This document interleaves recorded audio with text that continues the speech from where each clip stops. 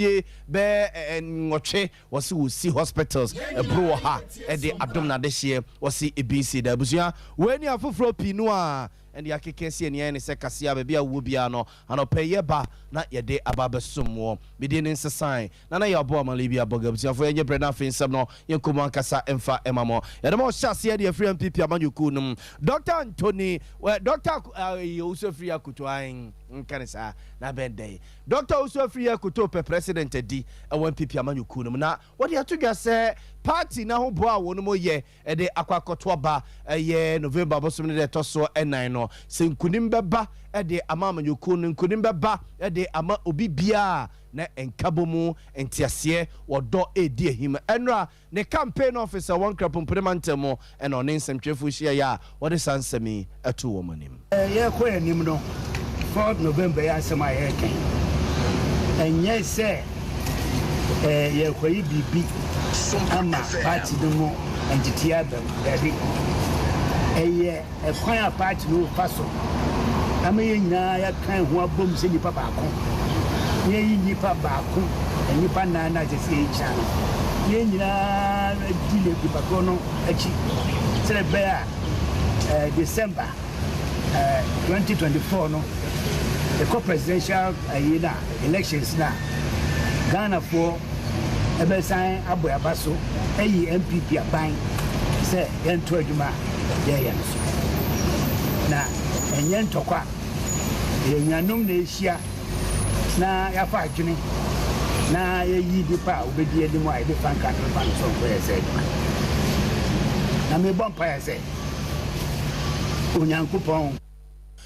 Observe we a Dr. Owusu Afri Yakoto na weche no de soso se obesere ne campaign team no obi bia sa America kraka o manumi adwumaden na de nkonim ebeba called Mr. Jake Mensa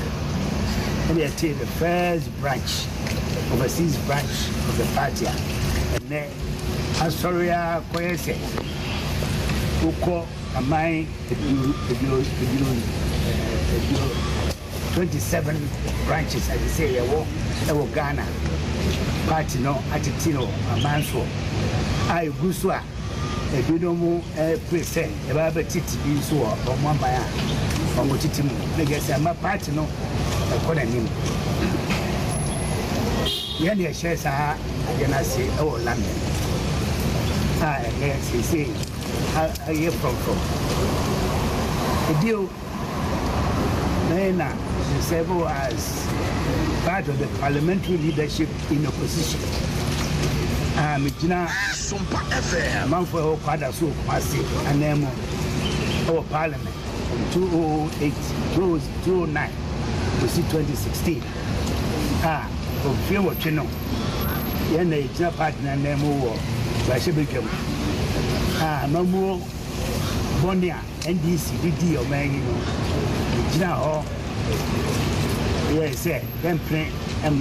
mano and confirm Sedena.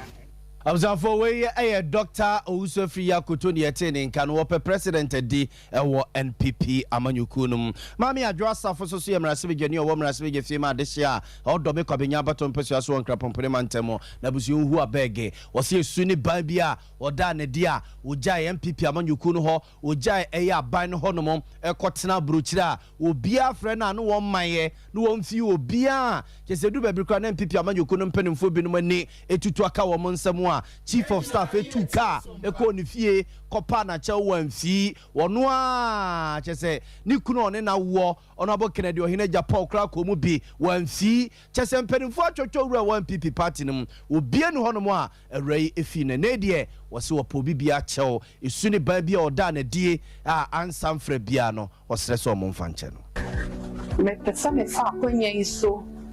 ede echew pakese ede ma the party for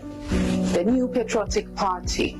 any party in paying for the kind Mampenina and the down Kufuado, maybe the vice president, their mammy, the chief of staff, Honorable Frema or say Opari, majority leader, and the entire leadership of Parliament. Mimianum and Rashid for majority caucus. me pese me fa akwanya so empam nyina show maybe a etwemu ene ye bi a free me ho ebaaye ese me sere mo se enya ni da ho ena enye madwemu na me si me pi sesebi me de monim betwitwiri fom ene ma bebre na ekoso ewo mabrabom ene mabusie mu me fa akwanya so de nyankopon din sere mu nyina the regional executive Greater Accra. Observe we honorable Sarah Joasa for Yamra Swijani or Womra Swija Fima this year what Domico Benyabaton Pesuaso and Crapum and yet is who are begging den no. You from on you same way, not informal and Crapum Dinamo. Now agenda 111 hospital project here, Mampedin and other Dunko for the warrior no, and a Dr. Antonin Siasaria, Utu Mampedin and other Dunko for the 4 Wapum Dinamo, and they Atuga say, if you are singing a BC da, Sa Baby Beba, now or say a film, Yunum and Sa. Wade ebra ya sabia ebro ha ene yechire e de aboapom de ho nsensem woni mamu no wo se Ghana mamu ebibire ma sei ene wiase afa na nya de a sade we ebi esida Dr. Anthony Nsiasare nkoma na one nsemtwefo ebo kakra ni. Yes, since 31st of May 2023 we will be monitoring the Agenda 111 project, which in my mind is one of the most unprecedented health infrastructure projects in the whole world. We haven't seen any government in the whole world starting hospital infrastructure or health infrastructure magnitude of 111 hospitals, made up of 101 district or primary hospitals, 3 psychiatric hospitals, 7 regional hospitals. If you add all together, it's 111. And it's not only in 1 or 2 or 3 regions. They are found in all the 16 regions. In fact, the region of the least number of the project will be Western North, 3 district hospitals and 1 regional hospital. The whole idea about Agenda 111, as you rightly said, I think one of the 8 fellow Ghanaians that the president did, after Ghana Health Service, Minister of Health have gone around, we were charged that they should go around and find out the districts without hospitals in this country. And out of the 260 districts, which is now 261 because of Guan. What it means, the 88 of the districts, anything that you can think of as a fit for purpose district hospital. If you look at our structure, health structure we run in this country, 5-tier of health services in this country. We have the basic health services, that's the community health planning system, the CHIP, which are equated to maybe polling station level. I mean, more than 5,000 people in the community. And then we have the sub-districts, which is like the electoral area. Well, that's where we have the health centers, maternity homes, some few private hospitals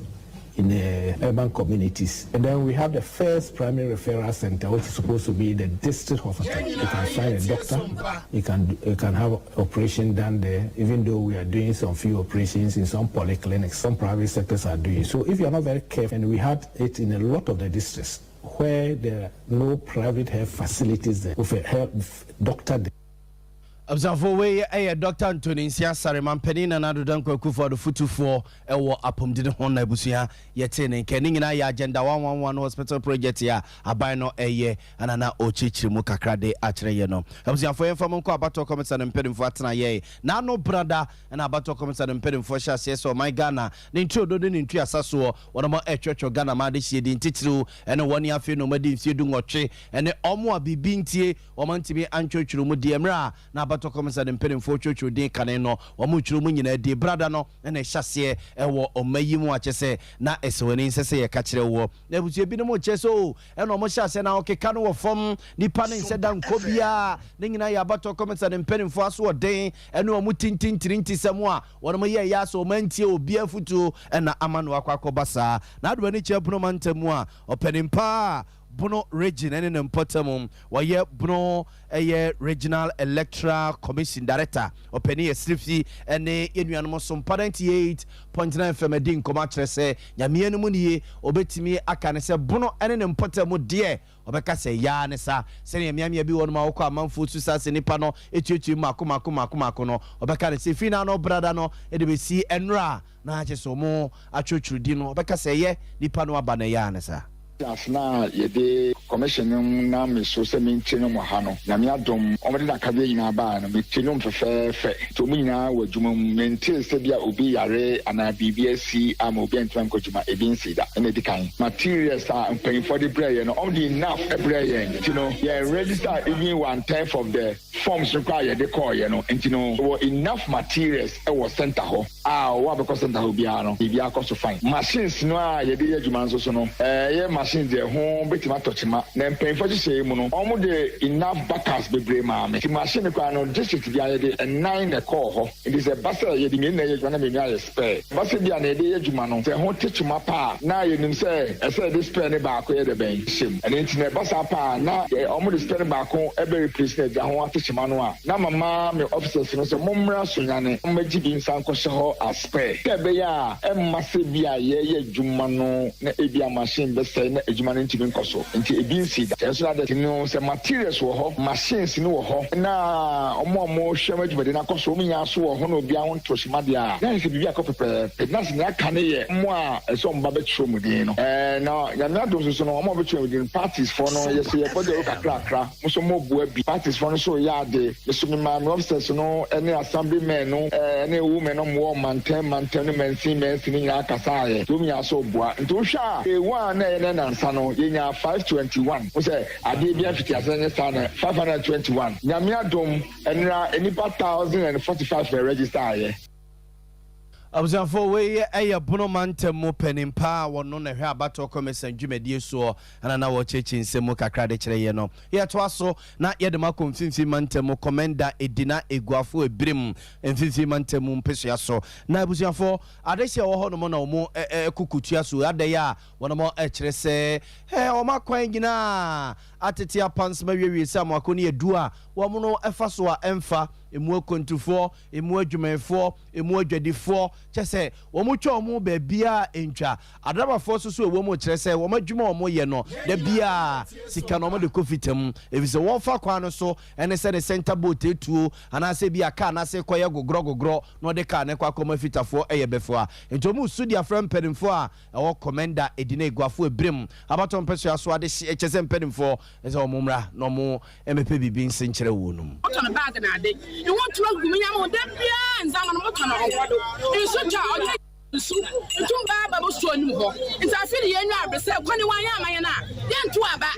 ye gye ye na papa no school fo bokko kwonko anya ye se ntu aba nti ye sa bande so ati ye nka anya ataba do ye nwa abrese papa nkwani so muslan sana so gudan say ye nsu free na ye bro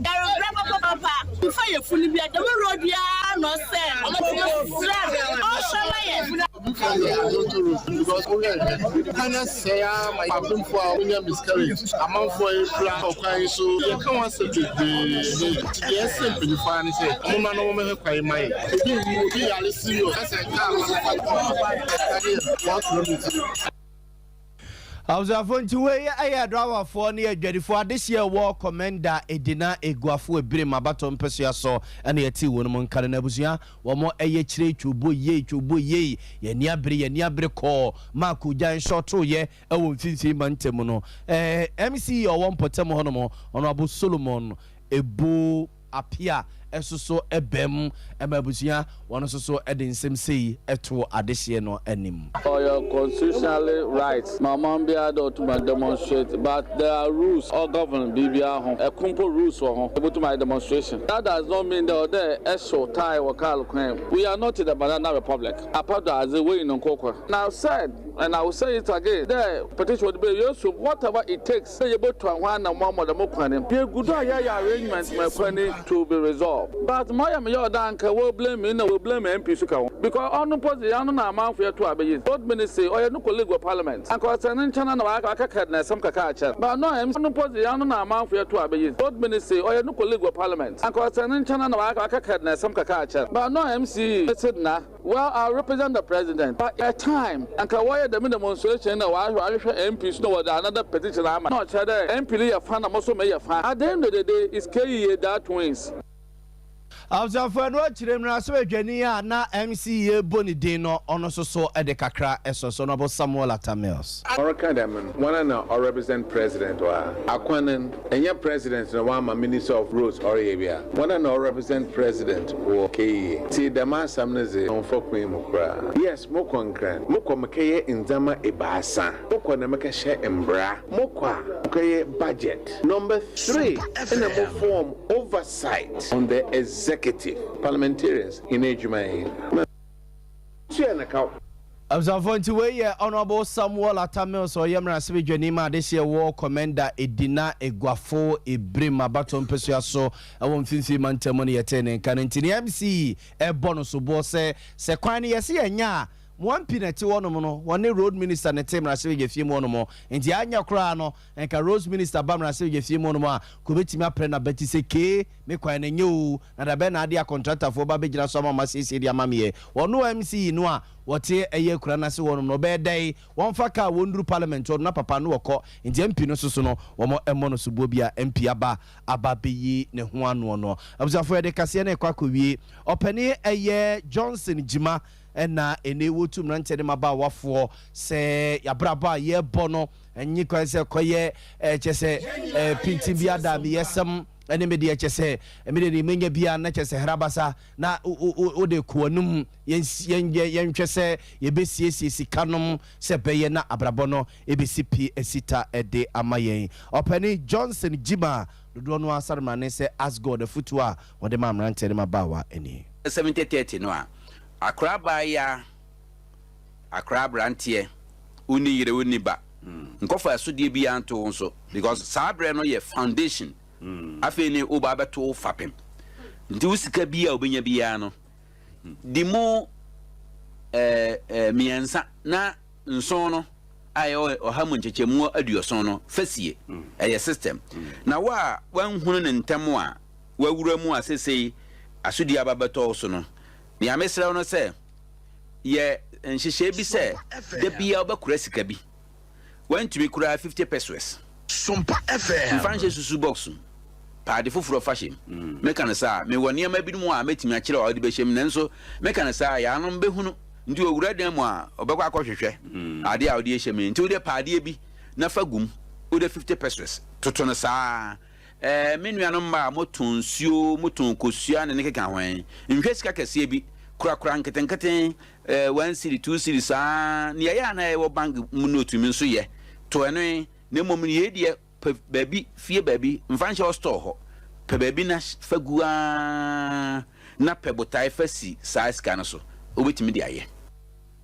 Observe we ayo penny Johnson Jima dodo na sarma ne se as God and yetene nke ye gira we so na no pen semo e papa no de be so mo no observe ye de mo asi ha ne asori amade ache bi adwumadi ato so kuku a Veronica Jando ne chinchin fidie ne de ma yen Asante ebo Benedict so ye semfo penny a osa nsemi mo ede e ma yen Emmanuel Sego and de yen Echo television so me de ede na ya obo amale bia boga observe no pen ya mamo ache Tua ebe iso onipa